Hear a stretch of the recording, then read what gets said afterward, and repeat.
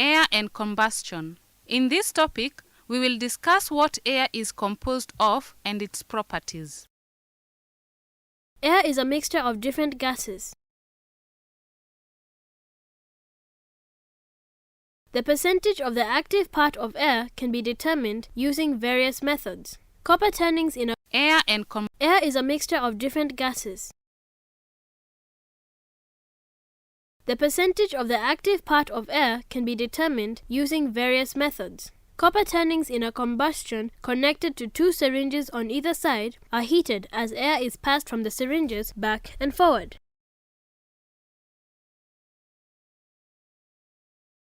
The volume of air in the syringe before heating is recorded. The volume of air in the syringe after heating and cooling is also recorded. These are some sample results. Copper metal turns from red-brown to black. Copper metal uses part of the air during combustion. 20% by volume of air is used up. The reaction can be represented as follows. From the results, 20% by volume of air is used up when the copper is heated. The 20% by volume of air used up is oxygen, hence oxygen is the active part of air. In this experiment, copper metal combines with oxygen to form copper 2 oxide, which is black in color.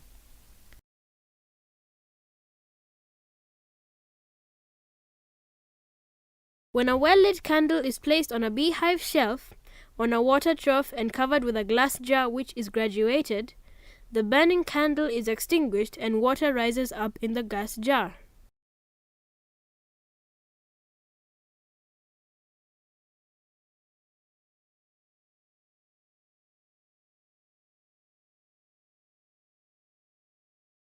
The original volume of air in the graduated jar is recorded. The final volume of air in the graduation jar is also recorded. It is then possible to calculate the amount of air used up during the burning of a candle. The following are some sample results obtained. Copper metal turns from red-brown. From the result,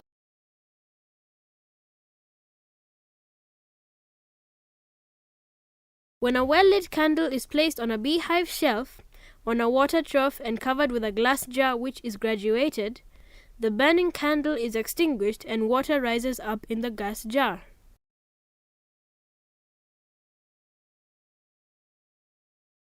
the candle lights for a while and then goes off. The level of the solution in the gas jar rises. Therefore, the solution in the gas jar rises to occupy the volume of air used up during combustion. The original volume of air in the graduated jar is recorded. The final volume of air in the graduation jar is also recorded. It is then possible to calculate the amount of air used up during the burning of a candle. The original volume of air and the final volume of air are recorded. The percentage volume of the air used up is calculated. 20% by volume of air is used up when the candle burns. The part that supports combustion is the active part of air. The active part is oxygen, which forms about 20% of dry air by volume. The part that remains in the gas jar does not support combustion. This component of air is inactive and is mainly nitrogen. The process of fractional distillation of liquid is as follows. Step 1. Air is purified by passing it through filters. Step 2. Carbon 4 oxide gas is removed by passing the air through concentrated sodium hydroxide solution. Step 3. The remaining air is condensed to about minus 25 degrees centigrade to remove water vapor which solidifies out as ice. Step 4. The air is compressed to about 200 atmospheres.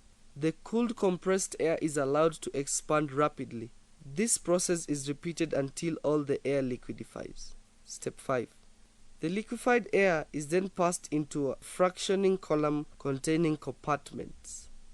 Each compartment is slightly at a higher temperature than the one above it.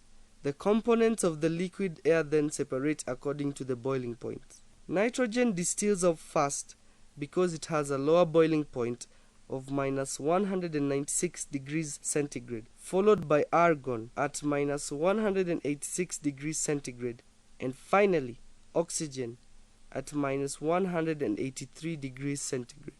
Liquid oxygen is transported in large insulated metal tanks.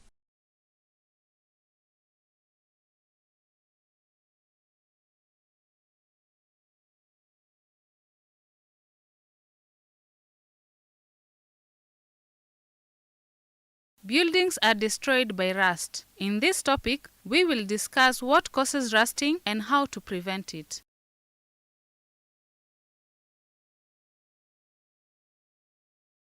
By the end of the lesson, you should be able to 1. Carry out experiments to investigate the conditions necessary for rusting. 2. State the composition of rust. 3. State methods of preventing rusting. 5 boiling tubes, each containing 2 clean nails, are placed in a test tube rack. To the first one, tap water is added. To the second, boiled water followed by oil is added. To the third, cotton wool is placed halfway the test tube and calcium chloride is poured into the cotton wool. The fourth tube contains only the nails, and to the fifth, salt water is added to the nails. The nails are then left for a few days. From the observations made, we can conclude that water and air, or oxygen, are necessary for the rusting of the nails. Rust contains mainly iron 3 oxide, which is hydrated.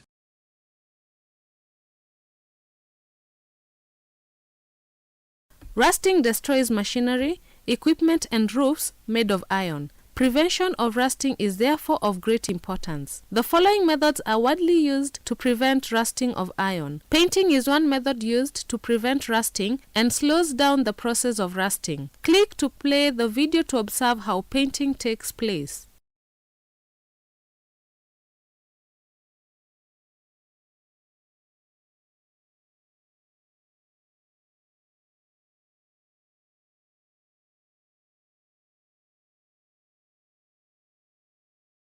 Plastic coating is also used to prevent rusting. This is a process of coating a material with zinc. Coating iron with zinc slows down rusting because zinc is more reactive than iron.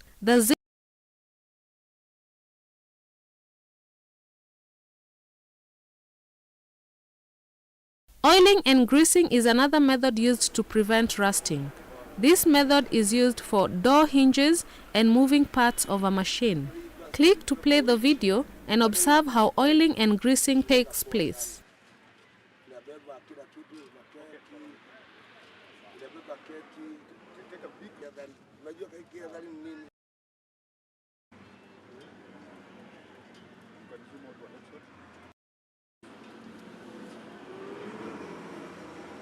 Oxygen is one of the components of air. The reagents used to prepare oxygen gas in the laboratory include manganese 4 oxide and hydrogen peroxide. Click to play the video to observe these reagents.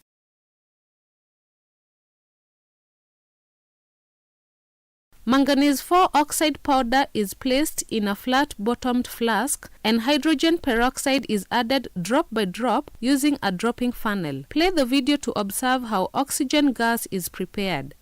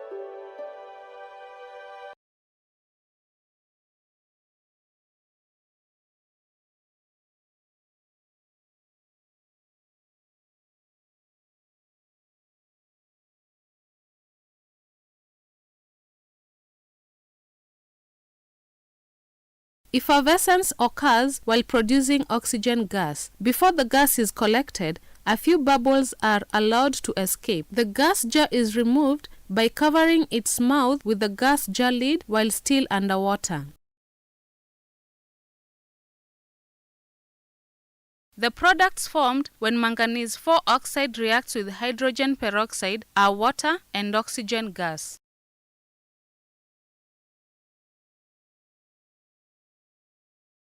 Oxygen gas can be dried in the laboratory by passing it through concentrated sulfuric acid.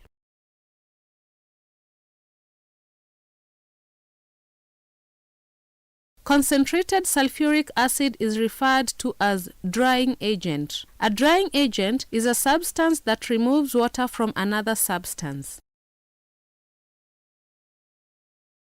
Oxygen gas can also be dried using anhydrous calcium chloride.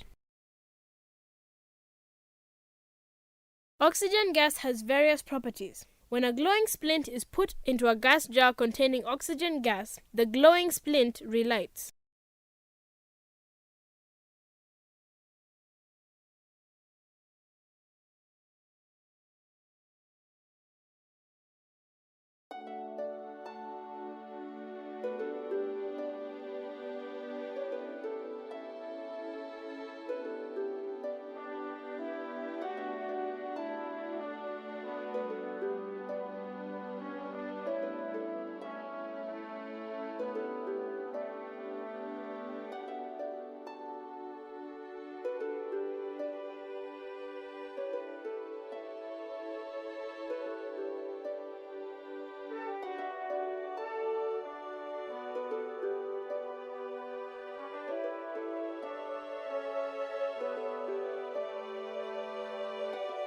When a red and blue litmus paper are put in a gas jar containing oxygen, there is no effect on the litmus paper.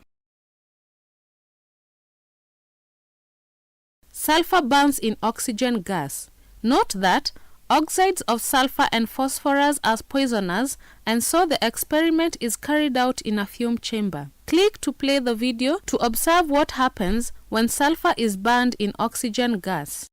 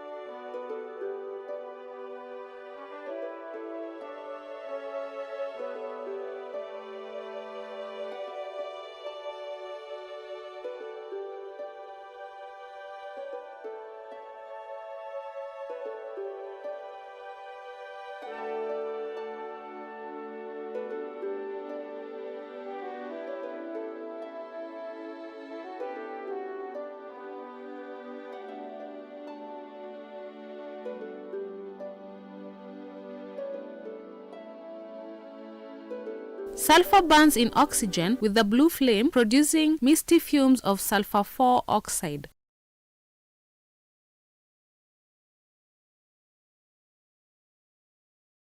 Sulfur 4 oxide dissolves in water. Click to play the video to observe what happens when red and blue litmus paper are placed into the solution.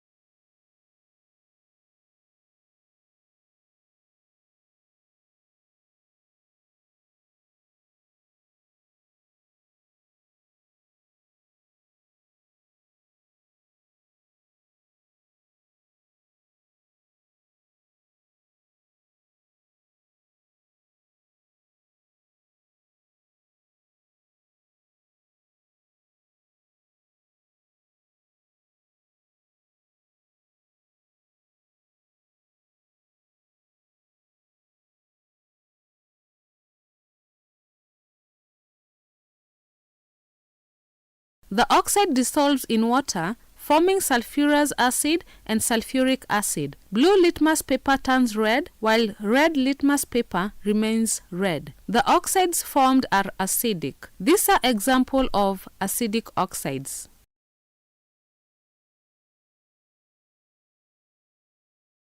Magnesium burns in oxygen with a very bright white flame to produce a white ash. Click to play the video to observe how magnesium burns in oxygen gas.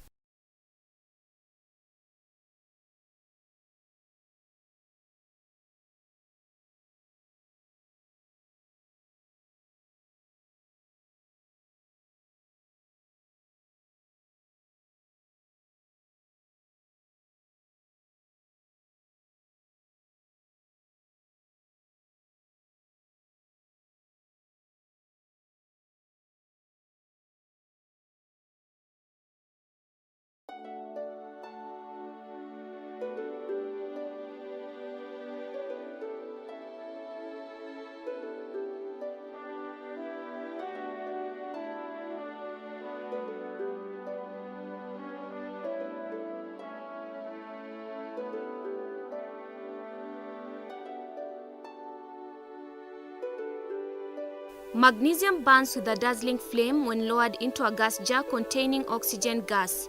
A white solid is produced. This product is magnesium 2 oxide. Magnesium 2 oxide dissolves in water to form magnesium hydroxide. Click to play the video to observe what happens when blue and red litmus paper is placed into this solution.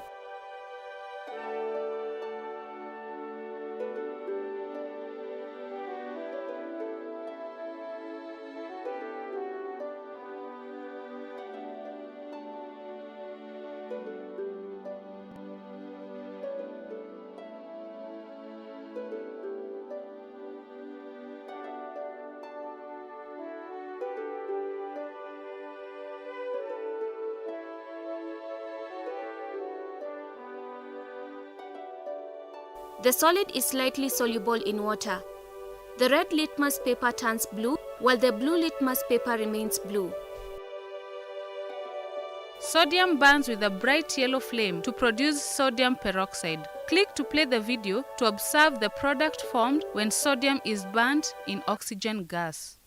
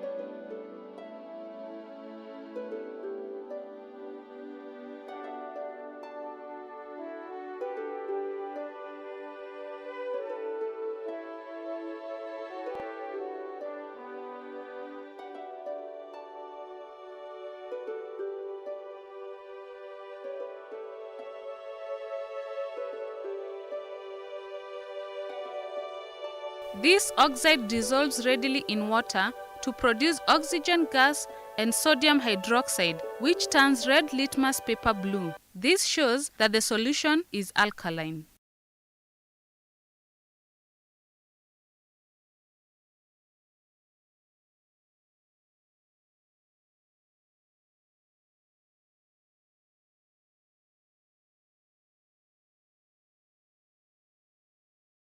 Iron burns with yellow sparks to form brown-black iron 3 oxide, which is soluble in water. Copper burns with a blue flame in a gas jar of oxygen to form black copper 2 oxide. Calcium burns vigorously in oxygen, producing a bright red flame. It forms white calcium oxide. Calcium oxide dissolves in water to form calcium hydroxide solution.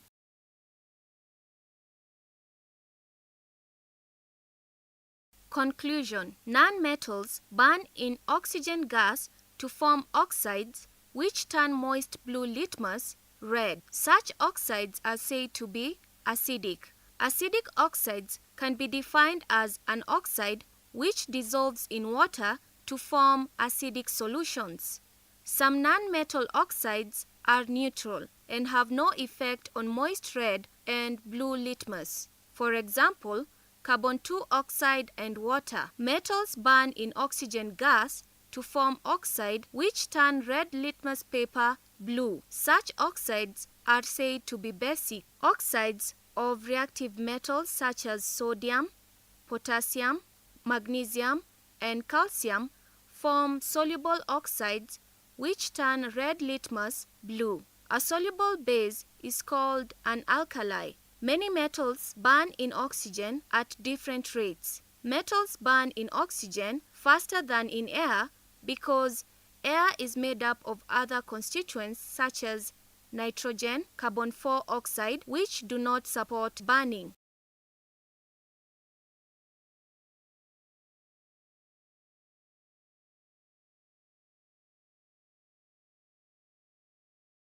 When a burning magnesium ribbon on a deflagrating spoon is lowered into a gas jar containing carbon 4 oxide, a reaction takes place.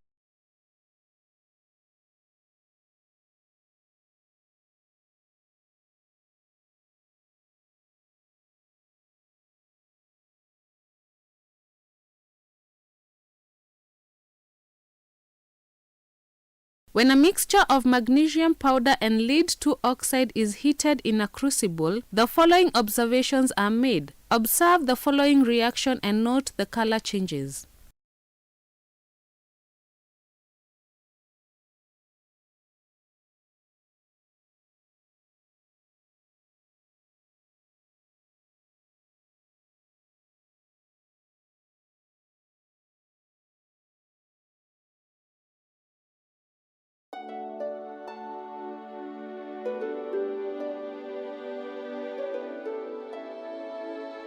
In this reaction, magnesium removes oxygen from lead 2 oxide. This shows that magnesium is more reactive than lead. The magnesium oxide is a white powder. Magnesium combines with oxygen and is therefore oxidized. Lead 2 oxide loses oxygen and is said to be reduced. The removal of oxygen from a substance is called reduction. Addition of oxygen to a substance is called oxidation. When magnesium powder is heated in a crucible containing copper 2 oxide, a reaction takes place. In this reaction, magnesium removes oxygen from copper 2 oxide. This shows that magnesium is more reactive than copper. Magnesium oxide is a white powder. Magnesium gains oxygen and is therefore oxidized. Copper 2 oxide loses oxygen and is said to be reduced. The removal of oxygen from a substance is called reduction. Addition of oxygen to a substance is called oxidation. The substance being oxidized is called a reducing agent, and the one being reduced is called the oxidizing agent.